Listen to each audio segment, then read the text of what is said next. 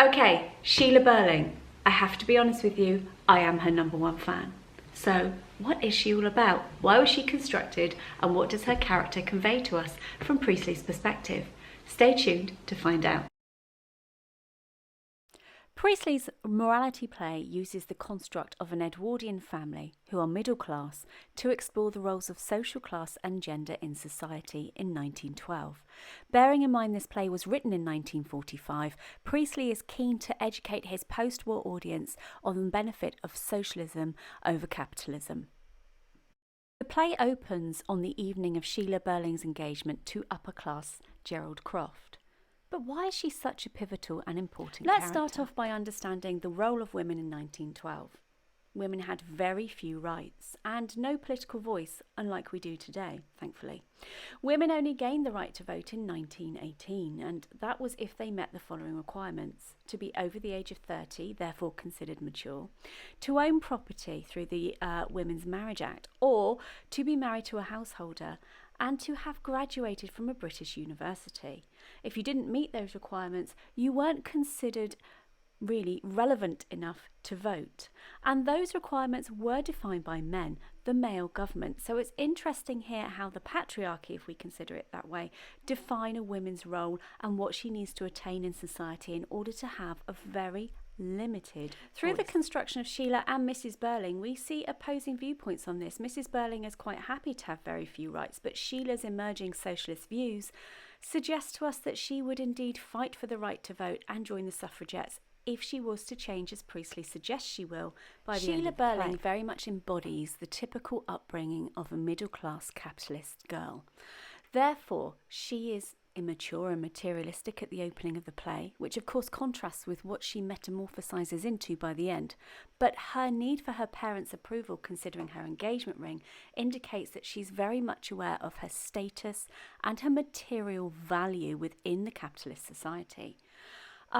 Gerald's engagement ring really defines the value of their relationship, and he's willing at this point to invest, again typified by the ring, into it at this point. Her socialist views, in contrast, are developed by Priestley as a plot device to educate the audience regarding how society should be improved in the future for the benefit of all its members, and not just, if you like, the fortunate few who are born into middle or the upper classes. One of the things I love about this play is how Priestley creates parallels between Sheila as the middle class capitalist and Eva as the working and lower class girl, and how their lives are so different based on the classes in which they were born into.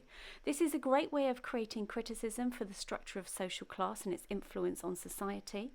He thinks about the impact of the upbringing of each girl and how this determines their life opportunities and chances. By contrasting the concepts of privilege and poverty, we are able to see why some members of society are unfairly treated and consider how this is unjust, bringing us more in line with Priestley's socialist viewpoint. I feel as an audience we do warm towards Sheila, as her response to Eva's death is so emotional. She can't believe someone would harm themselves in that way, and it ruins her engagement party, foreshadowing of course how Eva's death will indeed ruin the entire Birling family in due course if they do not address the way that One of the key themes of this play is collective responsibility, which of course Priestley is keen to educate the audience about. As Sheila accepts her responsibility for her role in Eva's death, she contrasts with pretty much every other character there. Eric removes himself from the house because he cannot face what he has done, only to return and take responsibility, so we should give him credit there. She also contrasts with her parents' refusal to accept any responsibility for the impact of their actions, as they are adamant that they do not feel they had any role to play in this girl's death. And Gerald is quite reluctant to admit his affair, and I personally don't particularly like Gerald, which we'll look at in a different tutorial. However, I do feel because he is forced by Sheila to reveal the truth in front of her, he cannot hide from his actions anymore, and almost by doing so he wins her respect back to a certain degree, as she does tell him, and hopefully in his mind, he can repair their relationship. Having examined key themes around their relationship. Having examined key themes around Sheila now, let's progress on to looking at some key quotes from her character that I feel typify her thoughts, feelings and actions. These will enable you to deliver a developed analysis along with linking them to the key themes earlier on in the tutorial. Stage directions can indicate so much to us about a character. Here we look at half serious, half playful. We have, again, antithesis with contrasting serious and playful, plus Priestley juxtaposes these adjectives to convey how she's unwilling to accept Gerald's explanation, in inverted commas, or her mother's attempt at silencing her, which is really important because Mrs. Birling wants this marriage to go ahead. For Mrs. Birling, for Sheila to, if you like, create a scene on the night of her engagement, therefore jeopardising her own financial future in her parents' mind and the family's future, it would be seen as a real insult. Therefore, Mrs. Birling tries to put in some damage limitation, and Sheila does pick up on this and enables to let this moment pass, but does not let Gerald think he's got off the hook. And this is why I admire her. She's not stupid. She may be immature and materialistic, but she is not. Sheila is not afraid of stepping up and speaking her mind and quizzing Gerald, perhaps testing here his reliability and his trustworthiness. If a man is going to disappear for a certain amount of time, do you really want him to be your husband? Obviously she loves him, but her own insecurity here is clear. Gerald dodges the question, and Mrs. Birling, as I've said before, tries to brush the whole thing under the carpet. So Sheila clearly wanting to find out the truth of Gerald's disappearance and the man he really is. Sheila's need for approval here is evident. She needs her mother to agree that she's made the right choice. By asking her mother what she thinks of the ring, and by already establishing that it's Gerald's choice, she's looking to get agreement from her mother that she has made the right decision. Even though deep down, and Sheila says she now really feels engaged, she needs to confirm her status, her value within this relationship and her own family. Her comment to Gerald that she'll never let it go out of her sight for an instant is quite telling. I feel there's two meanings here. Yes, the ring, but also Gerald. She's very much aware of his slippery nature at this point, and I feel it's an indicator that she's not willing to risk her own self-worth in the long term. Priestley, through this comment, is able to explore the value of women in the workplace and how their social class determines their life opportunities and chances. Also, their employer's attitude towards them is established as they're seen as somewhat disposable. Sheila's comment, "But these girls aren't cheap labour, they're people," starts to link at the heart of humanity, that every single person on this planet has the right to be treated equally and fairly. Therefore, bringing in Priestley's socialist views, showing just how quickly Sheila is adapting to them. Sheila's adoption of Priestley's socialist views also acts as markers in the cyclical structure of the play. We can compare other characters to their ability to adopt these views or refuse to do so. So we have a good level of contrast between the characters. Priestley also shows that Sheila is representing the younger generation, therefore giving a voice to the thoughts and feelings that might not be automatically expressed in society, possibly because women do not really have a voice at the moment.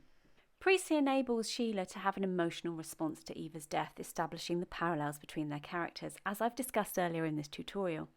If you think about her language and its delivery, we can see how emotionally she is identifying with the contrast between her happiness and this poor working class girl's desperation and sadness. By presenting Sheila as negative and shallow here, questioning Eva's appearance, pretty, perhaps shows how for Sheila she feels it's more tragic that a pretty girl has chosen to take her life, especially when her appearance could probably bring her so many more positive opportunities in life than someone that could be seen as plain or unattractive. This opens a whole doorway for contentious conversation, I'm sure. However, if we consider the relevance of appearance in today's society, we can't say that we've even overcome those barriers ourselves. By highlighting the role of appearance, Priestley is of course telling us that it's not someone's appearance that defines their value or their worth. It's important that we remember this because, of course, for Sheila, a pretty face is perhaps what she is most concerned about, as she feels insecure already, even though she herself is described as pretty. Okay, Sheila symbolises the sin of envy, as every single character in this play typifies one of them. Here are the quotes that I feel really connect with this particular theme. "I could not feel sorry for her" is Sheila's justification for treating Eva Smith abominably and having her turned out from her job. At this point, I think the shame she feels really enables us to feel true warmth towards her as a character, as we can see her mature and grow in front of our very eyes. Moving into Act 2, we can see here how Sheila clarifies her expectations within marriage. She pulls Gerald up on the way that he speaks about her. She realises that he doesn't really know her at all and will not meet her emotional needs. And she does again admit that once he has admitted to his affair, that she does not dislike him as much as she did, offering him, if you like, an olive branch, suggesting that maybe the relationship might not be truly over. She is also indicating to him the level of work that it's going to take to bring it back on track, if he did really want to commit to her. I love this about Sheila because she's empowering herself and giving herself the voice that society feels that women should not have, to stand up for themselves and voice their value in their relationships, not to be defined by the ring on the finger, but by how she is treated by her partner in terms of love, respect, honesty and commitment. We could suggest that this really does contrast with the realities of marriage in Edwardian England, where men with important business spend all their time and energy at work. However, we know that Sheila here is beginning to find her true self, and for that Priestley is showing us the value of women within society, relationships, and perhaps their path ahead in life. Once the inspector leaves in Act 3, Sheila becomes his proxy. She's empowered and fired up. She holds her family to account, especially her parents, who do not wish to accept any responsibility for their actions. She has Eric as an ally, which is great because we see their relationship transformed from the opening of the play, where they seem slightly in conflict. Now they voice the younger generation and show the journey ahead for the country, how it adopts itself from a capitalist perspective to a socialist perspective.